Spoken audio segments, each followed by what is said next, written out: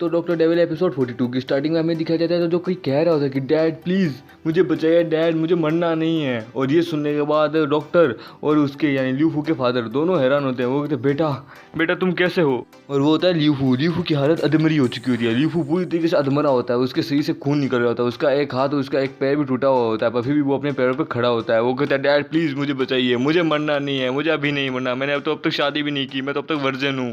और ल्यूफू धीरे धीरे अपने फादर के पास आ रहा होता है। ल्यूफू के फादर अपने मन में कहते हैं कि आखिरकार ये चल कैसे पा रहा है। और वहाँ पे सभी लोग खड़े ल्यूफू को देख रहे होते हैं। और मैं शाओमी तो इतना ज़्यादा डर जाती है कि वो वोल्टन के सर के ऊपर चढ़ जाती है। वोल्टन कहता है मेरे सर से उतरो। शाओमी कहती है कि देखो वोल्टन भूत, देखो भूत, वो देखो अपने पैरों पे चल के आ रहा है, जबकि वो मर चुका होता है अब तक। तो वो देखो वो आ रहा है, देखो वो भूत है, प्लीज़ वोल्टन मुझे बचाओ, मुझे बचाओ। फिर मिस्टर ल्यू कहते हैं डॉक्टर से कि डॉक्टर आखिरकार मेरे बेटे के साथ मसला क्या है, उसकी ये हालत आखिरकार ऐसे कैसे है। और डॉक्टर तो ल्यूफू को इस तरह देख के बहुत ज़्यादा हैरान होते हैं। डॉक्टर भी कहते हैं कि मिस्टर ल्यू मुझे नहीं पता कि आपके बेटे के साथ क्या प्रॉब्लम है, पर मैं देख सकता हूँ उसका एक हाथ और उसका एक पैर टूट चुका है और उसके मेन पार्ट का तो लगभग कचुम्बर बन चुका है, पर फिर भी ये बंदा अब तक जिंदा है और ये अपने पैरों पे चल के आ रहा है। मैं देख के हैरान हूँ। ल्यूफू के फादर सभी डॉक्टर से कहते हैं आखिरकार तुम लोग खड़े खड़े तमाशा क्या देख रहे हो, जाओ जाके मेरे बेटे की मदद करो, जल्दी जाओ मेरे बेटे की मदद करो, उसकी मदद करो। फिर वोल्टन कहता है कि मैंने ऐसा सुना है कि मिस्टर ल्यूफू बहुत ज़्यादा धनवान आदमी है, एकदम बहुत ज़्यादा अमीर आदमी है, वो हर काम सोच समझ के करते हैं। फिर में वोल्टन और मिस चैंग को दिखाया जाता है, जो वोल्टन उसे अपने घर लेके आया होता है और वो उसको सूप पिला रहा होता है, उससे दवा पिला रहा होता है। फिर वोल्टन मिस चैंग को कहता है कि चैंग तुम बहुत ज़्यादा एक अच्छी लड़की हो, तुम्हें कोई भी बहुत आसानी से मिल जाएगा, मैंने तुम्हारी जान बचाई है, इसलिए तुम डरो मत, तुम फिक्र मत करो, तुम बस जल्दी से सूप को पिलो जिसके कारण तुम्हारी हालत पहले से ज़्यादा बेहतर हो जाए और तुम्हें इस वक्त एक अच्छे आराम की ज़रूरत है।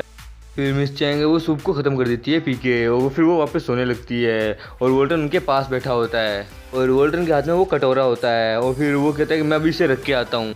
और मिस चैंग अभी भी सो रही होती है और वोल्टन वो कटोरा लेके रख के जाने लगता है। सिकी वोल्टन के पास आती है, उसके पीछे खड़ी होती है, वो वोल्टन से कहती है कि वो तुम पे रिले करने लगी है, यानी वो तुम पे यकीन करने लगी है। वोल्टन कहता है हाँ। फिर वो कहता है कि मेरी मदद के लिए शुक्रिया, शुक्रिया तुमने मेरी मदद की। फिर वोल्टन कहता है कि तुम्हें कुछ तो यहाँ नहीं रहना चाहिए, अब तुम एक काम करो अपने ग्रैंडपा के पास जाओ, इससे पहले कि वो बुढ़ा मर जाए तुम्हें उसके पास जाना चाहिए। पर ये बात मैं जानता हूँ कि वो इतनी आसानी से तो मरने वालों में से है नहीं, जब तक मैं जिंदा हूँ तब तो वो मरने वालों में से तो है नहीं, वो मेरी जान लेके ही रहेगा। उसके बाद सिकी कहती है कि वैसे तुमने वो 10 मिलियंस का क्या हुआ, क्या तुमने उसे ल्यू को दे दिया। वो मैं जानती हूँ तुम उसके पैसे के पीछे पड़े हो, क्योंकि उसने जो तुम्हारे साथ किया था उसके लिए, और तुम्हें क्या लगता है क्या वो तुम्हें इतनी आसानी से छोड़ देगा। फिर हमारे वोल्टन साहब कहते हैं कि ये बात मैं जानता हूँ कि ये इतना आसान नहीं होगा कि वो मुझे माफ़ कर दे, पर मैं भी उसे माफ़ करने वालों में से नहीं हूँ। मैं उसे इतनी आसानी से तो माफ़ करूँगा नहीं कि मैं उसे दूसरा चांस भी दे दूँ, नहीं ना, मैं उसे दूसरा चांस लेने का मौका ही नहीं दूंगा। मैं उसे उसकी वो लाइफ दूंगा जो उसने कभी डिजर्व भी नहीं की होगी। मैं उसे सजाए मौत तो नहीं दूंगा, पर उसे नर्क की लाइफ ज़रूर दे सकता हूँ। फिर सिकी वोल्टन से कहते हैं कि यानी तुमने ये सब कुछ पैसे के लिए तो बिल्कुल भी नहीं किया है ना। फिर वोल्टन कहते हैं कि ये बहुत ज़्यादा आसान है, हाँ मैंने उसे पैसे के मामले में नहीं मारा, मेरा और उसका बीच में कुछ एक दूसरा ही लफड़ा है। फिर सिक्की वहाँ से चली जाती है। मिस चैंग को होश आता है और मिस चैंग अपने पास वोल्टन को पाती है। फिर मिस चैंग वोल्टन को अपने पास पाके अचानक से सरप्राइज हो जाती है। वो कहती है वोल्टन तुम यहाँ कैसे, क्या तुमने कहीं मेरे साथ कुछ किया तो नहीं है ना। मिस चैंग कहती है मैं वैसे यहाँ कितने घंटों से सो रही हूँ, कितने मिनट से सो रही हूँ। वोल्टन कहता है कि तुम यहाँ 3 घंटे से सो रही हो और हाँ मैंने तुम्हारे साथ कुछ भी नहीं किया, तुम्हें याद होगा मैं तुम्हें सूप पिला रहा था। फिर हमारे वोल्टन साहब एकदम क्यूट सा एकदम स्वीट सा फेस बना के मिस चैंग को कहती है कि चैंग क्या तुम्हें भूख लगी है, वैसे तुम्हें भूख लगी होगी इसलिए मैंने पहले से तुम्हारे लिए खाना बना के तैयार रखा है। मिस चैंग कहती है कि क्या ऐसे खाना बनाना आता है, मुझे जहाँ तक पता है इसे खाना बनाना नहीं आता और ये केवल अपना सारा टाइम लड़कियों के साथ ही बिताता था, इसे तो चॉपस्टिक पकड़ना भी नहीं आता था, फिर इसे खाना बनाना आता है, मैं बहुत ज़्यादा शौक हूँ। फिर हमें खाने को दिखाया जाता है जो बहुत ज़्यादा लजीज और बहुत ज़्यादा टेस्टी लग रहा होता है, मेरे मुँह में भी पानी आ गया। फिर मिस चैंग खाना शुरू करती है, वो एक बाइट अपने मुंह में लेती है और फिर उनकी आंखें फटी की फटी रह जाती है। वो अपने मन में कहती है कि ये खाना तो बहुत ज़्यादा टेस्टी है। वोल्टन मिस चैंग से पूछता है कि सो चैंग तुम मुझे बताओ कि ये कैसा बना है, एकदम बढ़िया बना है ना। फिर मिस चैंग कहती है ये मेरे लिए बहुत ज़्यादा सरप्राइजिंग की बात है कि तुम्हें खाना बनाना भी आता है, मैं बहुत ज़्यादा शौक हूँ। फिर मिस चैंग अपना चॉपस्टिक नीचे रख देती है। वो कहती है कि देखो मुझे तुमसे बहुत कुछ पूछना है, मैं बहुत ज़्यादा लंबे समय से इस चीज़ का इंतजार कर रही थी, मुझे बहुत सारे सवाल पूछने हैं। वो कहती है मेरा पहला सवाल है कि उस एग्रीमेंट पे साइन कहाँ से आया, मुझे एकदम सच जवाब चाहिए क्योंकि उस एग्रीमेंट पे मैंने साइन तो किया ही नहीं था, तो फिर उस पर साइन कहाँ से आया।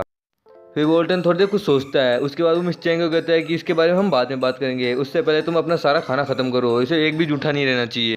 फिर थोड़ी देर के लिए दोनों शांत रहते हैं, उसके बाद मिस चैंग रोने लग जाती है, पता नहीं क्यों।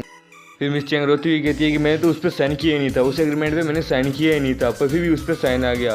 प्लीज़ वॉर्डन तुम मुझे एक चांस और दे दो, मैं तुम्हें सब कुछ समझा दूंगी, प्लीज़ तुम मुझे बस एक चांस और दे दो। फिर वॉर्डन कहते हैं कि प्लीज़ ये सब कुछ रहने दो यार, इस सब चीज़ को असर मुझ पर नहीं होगा, प्लीज़ यार रहने दो, इस सब का कोई भी इफेक्ट मुझ पर नहीं होने वाला, प्लीज़ ये सब रहने दो। फिर मिस चैंग कहती है कि मैं अभी है, मैं ज़रा बाथरूम जाके आती हूँ, मुझे अपना मुँह धो के आना है। वॉर्डन कहते हैं कि ठीक है तुम जाओ। पर तभी मिस चैंग का बैलेंस बिगड़ता है, वो नीचे गिर जाती है। इसका बैलेंस बिगड़ा है या इसकी तबीयत सही नहीं है, वो तो हम अगले वाले एपिसोड में जानेंगे। वॉल्टन मिस चैंग को उठाता है, वो कहता है चैंग चैंग तुम्हें क्या हुआ, होश में आओ चैंग, अपनी आंखें खोलो, देखो मैं वॉल्टन हूँ, प्लीज़ अपनी आंखें खोलो, चैंग उठो।